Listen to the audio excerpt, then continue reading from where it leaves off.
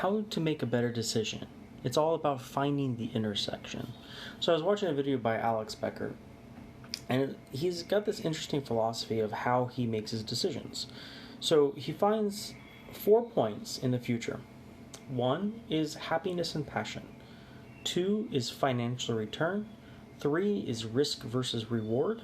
And 4 is a 10-year time horizon. And what makes this really interesting is we can make singular decisions on, say, happiness. I'll use myself for an example. When I was very much younger, my parents kind of pushed me towards college. And I was like, college? I want to be a falconer, right? I want to go build chainmail. I want to go do something fun. But my parents had the forethought, right? Those aren't high-paying jobs. So without money, you can be happy, but you're also going to be struggling. How do I pay my bills? How do I pay my health insurance? How do I get the things that I need to live? So when you're at the very bottom, happiness is hard because you're working so much and so hard to get all the stuff that you need. You don't necessarily have time to be happy. So happiness and passion is important, but that brings you to number 2, financial return. You need enough financial return to meet your needs, whatever that is, whether it's $1,000 a month or, $10,000 a day. I mean, whatever your financial wants are, you need to find a way to meet them. And then risk versus reward. What is your tolerance for all of these activities? And he has some interesting questions for each of these. So for happiness, over what you're doing over a 10-year time frame, will it make you happy? Because you can have all the money in the world, but if you hate what you're doing, you're not really living. So he's like, okay, so happiness must be part of your filter. And then financial return. Over the next 10 years, is it the most profitable thing you can be doing? And will it meet whatever financial goals you're looking for? And the risk reward is if the ultimate risk reward is if you fail, will you still be happy? And that's an interesting way of looking at it, right? Because if you get to the end of your life and you're like, I kind of messed up. I just regret everything I just did. And for me, that was kind of the gaming world. I love games. I still love games. But they're very distracting. They pull you away from the things that you need to be doing. And one thing I love, let me grab this thing for you guys. It's going to be backwards, and I apologize for that. But this thing, it's a chart of the average human lifespan in weeks. And it's humbling because there's so few dots on this thing, right? There's 52 weeks in a year. The average person lives in America, I think right now it's like 86. And as you take these boxes off, you're like, oh, goodness.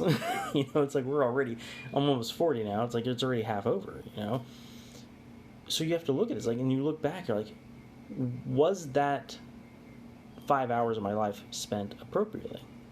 Did I have fun? At 86, am I going to look back and I'm like, great decision? Or is this something going to be different? So it's whatever your risk reward is for yourself. But ask the question, in 10 years or at the end of your life, if you look back at that moment and say, was that a good decision? Are you still happy about that choice? So I find that really kind of an interesting way of looking at it. And it's all about balance, because if you hate what you do, you're not going to be happy, but it may pay you well. If you love what you do, but it doesn't pay you well, you're going to be struggling to fund your life. So it's all about your tolerance. But if you're also looking at the 10-year time frame, you can do things that will profit you short term in, say, a 1-year or 2-year time frame. But let's say college, for example, right? College is 4 years. If you do what's most profitable, let's say mowing lawns because you're just out of high school and it's a really profitable thing to do.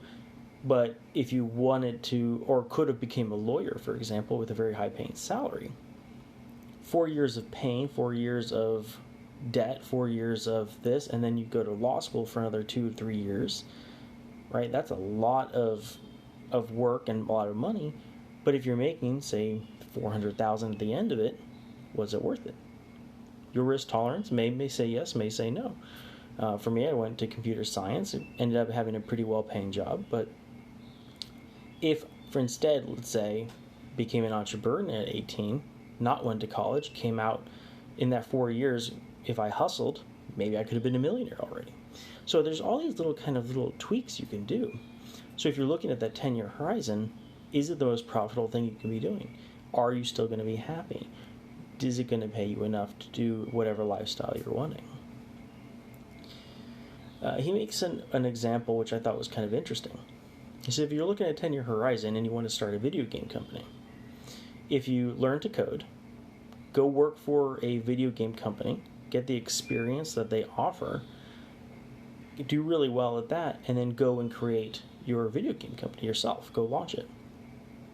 You would never have made those decisions because on a short-term time frame, it's not the right thing to do.